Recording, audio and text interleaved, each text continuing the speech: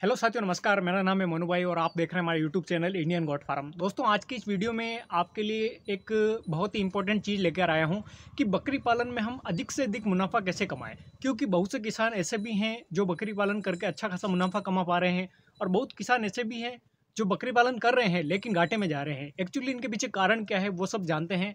तो इनके पीछे मैं 3 कारण, इंपॉर्टेंट कारण लेकर आया हूँ और तीनों कारण अगर आप अपनी जो गॉट फार्म है या फिर आप घर पे बकरियां पाल रहे हैं उन पर अमल करेंगे ज़रूर आपको मुनाफा मिलेगा।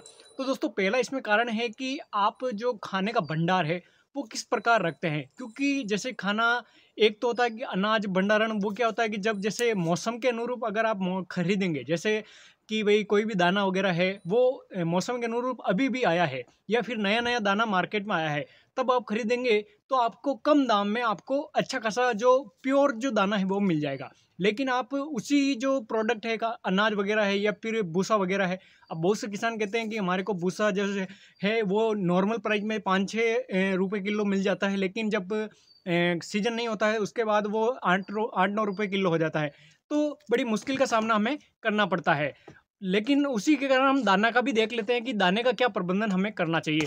अब दाने का भी ऐसा ही रूप है कि भैया कि दाने को भी अपने को प्रॉपर पूरे साल का भंडारण एक साथ करना चाहिए। जब भी दाने का सीजन हो उसी टाइम हमारे को दाना खरीद लेना चाहिए, क्योंकि उसके बाद आप खरीदेंगे तो दाना ना तो प्योर मिलेगा और ना ही इतना अच्छा मिलेगा ताकि बच्चों को गुण कर सके। अब बहुत से किसान दाना खिलाते भी हैं, भूसा खिलाते भी हैं, लेकिन कहते हैं कि हमारी बच्चियाँ जो बकरियाँ हैं वो अच्छे से ग्रोथ नहीं कर पा रही है। ग्रोथ अब कैसे करेगी, क्योंकि जब दाना प्योर होता है, जब खेतों से निकलता है तो उस समय किसान भाई खरीदते नहीं हैं और बाद में लेट करके बाद में खरीदते हैं। जब उसकी क्वालिटी ही गिर जाती है तो कैसे क्या अनुरूप आप बकरी पालन उनको खिला पाएंगे। तो ये सभी चीज़ें भी हमारे को ध्यान में रखनी चाहिए। अगर आप अच्छा खासा दाना खिलाएंगे, अच्छा खासा जो चारा वगैरह है उसका प्रबंधन करेंगे, तो उससे क्या होगा कि आपको जो प्राइस है इसमें मतलब कम से कम प्राइस में आप अच्छा सा अच्छा ग्रोथ कर पाएंगे। अब ऐसा नहीं है कि बकरियों को बिल्कुल ही खाना बंद कर दें, नहीं, खाना आप उसी अनुसार खिलाएं जितना कि उनके लिए उपयोगी हो, खाना वेस्ट ना जाए, सब कुछ खाना उपयोग में हो। दूसरा कारण जानते हैं कि इसके पीछे का दूसरा कारण क्या है। अब दूसरा कारण ये है कि मार्केटिंग। जब जैसे कि बहुत से किसान भाई ऐसे होते हैं कि जो अपने बकरे और बकरियां होती है उनको बहुत से कम दाम में भी ज़बरदस्ती करके बेचना चाहते हैं, क्योंकि उनको लॉस हो रहा होता है।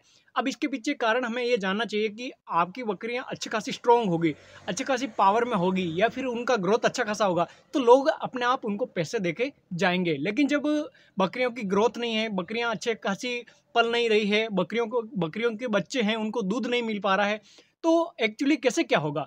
तो इसलिए जो भी आप बकरियां हैं, बकरियां चाहे कम रखें, बकरियां चाहे 15 रखें, 10 रखें, इन पर ही काम करें। हम भी इतने में हमारे, मैं पीछे आपको बैकग्राउंड बता पा रहा हूँ, हम भी गोट फार्मिंग करते हैं और हम भी बकरियां बेचते हैं।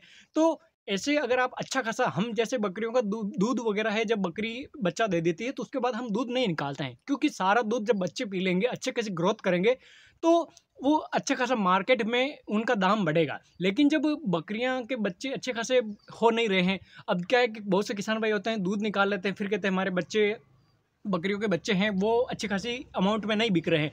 बिकेंगे कैसे जब अच्छा खासा आप दूध उनका निकाल पा रहे हैं और उनको खाना सही ढंग से नहीं खिला पा रहे हैं, तो दिक्कत तो होगी ही। तो इसलिए आप उनका जो दूध वगैरह है, आपको ज़रूरत है तो उनके अनुसार निकालिए, लेकिन इतना भी नहीं कि बच्चे को दूध भी ना मिल सके।